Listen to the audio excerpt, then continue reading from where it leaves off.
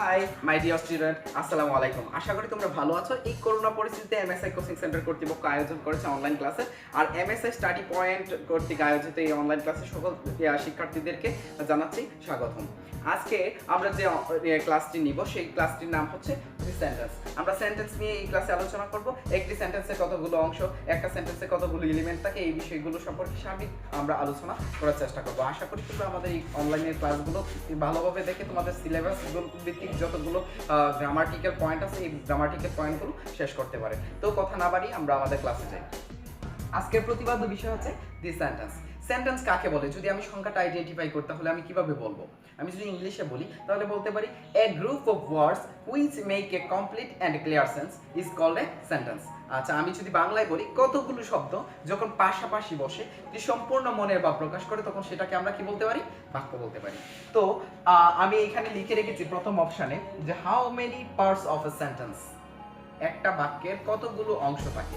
একটা বাক্যের প্রধানত দুইটা অংশ থাকে। একটা বাক্যের কয়টা অংশ থাকে বস? একটা বাক্যের অংশ থাকে দুইটা। এই যে আমি একটা উদাহরণ লিখে রেখেছি এখানে, এই উদাহরণটির সাহায্যে আমি বোঝাতে চেষ্টা করব বাক্যের অংশগুলো কি কি। আর তোমরা যতগুলো বই আছে স্বাভাবিকভাবে সব বইয়ের মধ্যে এই আলোচনাগুলো করা থাকে। আমি বেসিক পর্যায়ের আলোচনাগুলো এই ক্লাসে করব। তো এখানে লেখা আছে MS rights is note. MS rights is note. এই বাক্যটিতে দুইটি অংশে আমরা বাক্যটিকে বিভক্ত করতে পারি। প্রথম অংশটি হচ্ছে সাবজেক্ট এবং দ্বিতীয় অংশটি হচ্ছে প্রেডিকেট। অর্থাৎ একটা বাক্যের বেসিক যে কোনো একটা বাক্যের দুইটা অংশ থাকে, সাবজেক্ট এবং প্রেডিকেট। এখন কথা হচ্ছে সাবজেক্ট কাকে বলে? সাবজেক্ট অর্থ হচ্ছে উদ্দেশ্য এবং প্রেডিকেট অর্থ হচ্ছে বিধেয়। উদ্দেশ্য কাকে বলে? বাক্যে যার সম্পর্কে বলা হয়, বাক্যটি যার সম্পর্কে কথা বলে সেই ব্যক্তিটিকে বলা হচ্ছে উদ্দেশ্য বা কর্তা। এবং বাক্যে কর্তা সম্পর্কে বা উদ্দেশ্য সম্পর্কে যা কিছু স্বীকার বা অস্বীকার করা হয় সেটাকে বলা হয়েছে প্রেডিকেট। আশা করি তোমরা সাবজেক্ট এবং প্রেডিকেট সম্পর্কিত তথ্যগুলো জানতে পেরেছো।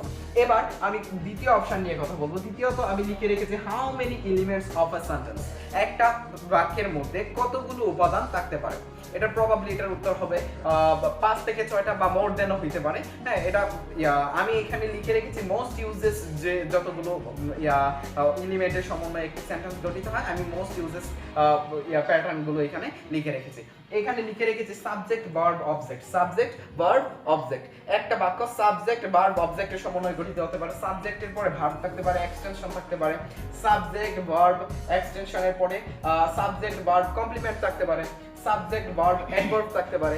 আবার subject verb determiner adjective plus noun থাকতে পারে। এই যে প্যাটার্নগুলো, এই প্যাটার্নগুলো মেইনটেইন করে আমাদের অধিকাংশ বাক্য গঠিত হয়। তো এখন আমরা উদাহরণের সাহায্যে দেখে নিব কিভাবে এই বাক্যগুলো তৈরি হয়। এবং এইখানে অনেকের অনেক ধরনের কোয়েশ্চন থাকতে পারে যে আমি সাবজেক্ট তো আমি চিনি না, আমি সাবজেক্ট কিভাবে বের করব, আমি সাবজেক্ট পাই কিভাবে, এখানে অবজেক্ট কিভাবে একটা বাক্যের মধ্যে আমি খুঁজে পাবো, বা অবজেক্ট আমি বের করব কিভাবে, অবজেক্ট আমি চিনবো কিভাবে? টেনশন নেওয়ার কোনো কারণ নেই। আমি subject verb object extension complement adverb determiner adjective noun সবগুলো নিয়ে এই পার্টির পরে আমি এইগুলোর পরে আমি আলোচনা করব। আশা করি এরপরে তোমরা খুব ভালোভাবে বুঝতে পারবে। এইবার দেখো এখানে আমি যে উদাহরণগুলো দিয়ে রেখেছি, এই উদাহরণগুলোতে দেখো এখানে লিখে রেখেছি কি I go to school. I go to school. আচ্ছা, এই বাক্যটির ক্ষেত্রে আমরা যদি দেখি এখানে টু স্কুল না দেই, আমি টু স্কুল না দিয়ে যদি আমি এখানে লিখি I eat rice, I eat rice, তাহলে বোধহয় তোমরা খুব সহজেই বুঝতে পারবে। আচ্ছা, আই ইট রাইস এই বাক্যটির ক্ষেত্রে যদি আমরা খেয়াল করি তাহলে দেখতে পাচ্ছি এখানে হচ্ছে আই হচ্ছে সাবজেক্ট, ইট হচ্ছে ভার্ব এবং রাইস হচ্ছে অবজেক্ট। আচ্ছা, কেন এটা সাবজেক্ট, কেন এটা অবজেক্ট আমরা পরবর্তীতে জানতে পারবো। আমি আগামী 2 মিনিট পরে এই বিষয়গুলো আরো ক্লিয়ার করে দিচ্ছি। এই বাক্যের ক্ষেত্রে হি হচ্ছে সাবজেক্ট, গোস হচ্ছে ভার্ব এবং টু স্কুল হচ্ছে এক্সটেনশন। আমরা গতানুগতিক যতগুলো বই দেখি, বইয়ের মধ্যে অনেক বই এই জিনিসটি কে এক্সটেনশন না দিয়ে টু স্কুলকে সব বাক্যের ক্ষেত্রে অবজেক্ট দেওয়া আছে। কিন্তু আমি এই মতের সমরেখায় না গিয়ে বলতে চাই যে এইখানে টু স্কুল কখনোই অবজেক্ট হবে না। এই টু স্কুলকে আমার সবসময় বলতে হবে এক্সটেনশন। কেন এক্সটেনশন বলবো, কেন এটা অবজেক্ট না, আমি এটাও শিখিয়ে দেব। আচ্ছা, এরপরে আছে যারা ইজ এ স্টুডেন্ট। আচ্ছা, এখানে যারা হচ্ছে সাবজেক্ট, ইজ হচ্ছে হচ্ছে ভার্ব এবং এ স্টুডেন্টটাকে আমরা নরমালি অবজেক্ট বলতাম, কিন্তু এই ক্ষেত্রে এই বাক্যটির ক্ষেত্রে এটাকে আমরা অবজেক্ট বলতে পারবো না, এটাকে আমার কি বলতে হবে, কমপ্লিমেন্ট বলতে হবে। কি বলবো আমরা, কমপ্লিমেন্ট। আচ্ছা, এইখানে হি ওয়াক্স স্লোলি, এই বাক্যে হি হচ্ছে সাবজেক্ট, ওয়াক্স হচ্ছে ভার্ব এবং স্লোলি হচ্ছে একটা অ্যাডভার্ব, এটা একটা অ্যাডভার্ব, অ্যাডভার্বে কাজ করছে। এন্ড দেন লাস্ট যেটা যে বাক্যটি রয়েছে সেখানে আমরা দেখতে পাচ্ছি Zakir is a good student teacher. এই বাক্যটির ক্ষেত্রে আমরা জাকিরকে সাবজেক্ট হিসেবে পয়েন্ট আউট করব এবং ইজ হচ্ছে ভার্ব, এ হচ্ছে একটা ডিটারমিনার এবং গুড হচ্ছে একটা অ্যাডজেক্টিভ এবং টিচার হচ্ছে একটা নাউন। এই যে মোস্ট ইউজেস যে প্যাটার্নগুলো বা এলিমেন্টের সমন্বয়ে যেভাবে বাক্যগুলো গঠিত হয় আমরা এইভাবে দেখালাম। এখন কোনটা সাবজেক্ট কোনটা অবজেক্ট, কিভাবে সাবজেক্ট আমরা বের করব, বা এটাকে এই আই কেন এই বাক্যের সাবজেক্ট, রাইস কেন অবজেক্ট, টু স্কুল কেন এক্সটেনশন, স্টুডেন্ট কেন কমপ্লিমেন্ট এবং স্লোলি কেন অ্যাডভার্ব, এইগুলো নিয়ে বিস্তারিত আলোচনা করছি। তোমরা আশা করি ভিডিওটি পজ করে খাতায় তুলে নেবে। এ পর্যায়ে আমরা স্ক্রিনে লিখে রেখেছি যে সাবজেক্ট, অবজেক্ট এবং কমপ্লিমেন্ট। আমরা এই সাবজেক্ট কিভাবে আইডেন্টিফাই করব, অবজেক্ট কিভাবে আইডেন্টিফাই করব, বা কমপ্লিমেন্ট কিভাবে আইডেন্টিফাই করব, কিভাবে আমরা বুঝবো এটা সাবজেক্ট এটা অবজেক্ট এবং কমপ্লিমেন্ট। আচ্ছা, এবার দেখো এখানে আমি লিখে রেখেছি সাবজেক্ট অর্থ কি, কর্তা। আমি কিভাবে একটা কর্তা বা সাবজেক্ট খুঁজে পাবো একটা বাক্যে। আচ্ছা, বাক্যের ভার্বকে যখন আমি প্রশ্ন করব, কে বা কি দ্বারা প্রশ্ন করব, কি বললাম, কে বা কি দ্বারা প্রশ্ন করব, উত্তরে যা আসবে সেটাকে বলা হচ্ছে সাবজেক্ট। আচ্ছা, এবং আরেকভাবে আমরা সাবজেক্ট খুঁজে পেতে পারি, আরেকভাবে কিভাবে পেতে পারি, বাক্যের সাবজেক্ট পেতে পারি। সাবজেক্টের বাড়ি কোথায়, মূল ভার্বের আগে। সাবজেক্টের বাড়ি কোথায়, মূল ভার্বের আগে, অর্থাৎ একটা মূল ভার্বের আগে যে অংশটি থাকবে সেটা সাবজেক্ট হিসেবে কাজ করতে পারে। এক্ষেত্রে আমি একটু বলে রাখতে চাই সাবজেক্ট হিসেবে এটা ক্লাস 6-7 এর স্টুডেন্টদের জন্য খুব বেশি উপযোগী না, মোর দেন ক্লাস যারা আছো তাদের উপরে যারা আছো তাদের জন্য আমি বলে রাখি একটা সাবজেক্ট হিসেবে নাউন, প্রোনাউন, নাউন ক্লজ, জিরাউন ইত্যাদি ব্যবহৃত হতে পারে। আচ্ছা, তাইলে আমরা সাবজেক্ট কিভাবে পাবো, সাবজেক্টের বাড়ি কই, বাড়ি কোথায়, মূল ভার্বের আগে। আচ্ছা, একটা উদাহরণ লিখে রেখেছি, এই উদাহরণের সাহায্যে আমি সাবজেক্ট কিভাবে বের করতে হয় একটি বাক্যে আমি খুব সুন্দরভাবে দেখিয়ে দেব। আচ্ছা, আই ইট রাইস, আমি ভাত খাই। এখানে খাওয়া হচ্ছে মূল কাজ, অর্থাৎ ইট হচ্ছে মূল ভার্ব। আমরা জানি এই যুক্তিটি অনুসারে মূল ভার্বের আগের অংশটিকে সাবজেক্টের বাড়ি কই, মূল ভার্বের আগে।